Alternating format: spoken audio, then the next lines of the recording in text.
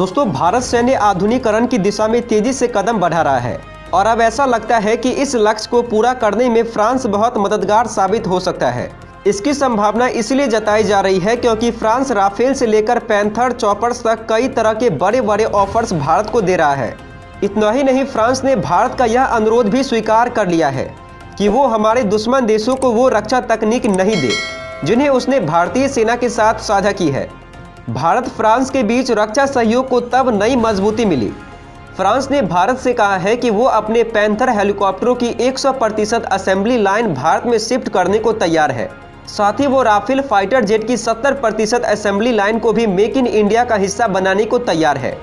खबर के मुताबिक ये ऑफर्स 34वें भारत फ्रांस स्ट्रेटेजिक डायलॉग के लिए भारत दौरे पर आए इमैनुअल बोन ने दिए हैं। रिपोर्ट में अधिकारियों के हवाले से कहा है कि संभव है कि भारत 36 राफेल की डील को बढ़ा सकता है ताकि 70% असेंबली लाइन भारत लाई जा सके। इससे राफेल की लागत भी बहुत कम हो जाएगी। उधर नौसेना के लिए हल्के हेलीकॉप्टर की खरीद करने को तत्पर भारत पैंथर चॉपर्स पर फ्रांस से मिले इतना बड़ा ऑफर पर विचार करने को तैयार है। एयरबेस का मल्टी रोल मीडियम हेलीकॉप्टर की डिजाइनिंग ऐसी है कि वो नौसेना के जहाज समुद्र तटों और जमीन से भी उड़ान भर सकते हैं।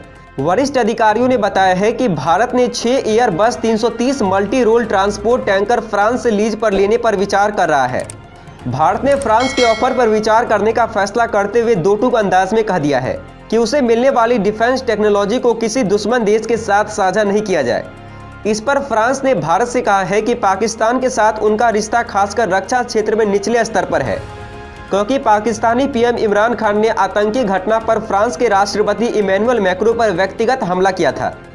माना जा रहा है कि अब पाकिस्तान को दिए गए फ्रेंच वेपन प्लेटफॉर्म को अपग्रेड किया जाएगा और न ही उसे आगे हथियार की बिक्री की जाएगी। आपको बता दें कि एयरबस 330 उड़ान के वक्त हवा में ईंधन भरने का काम करता है।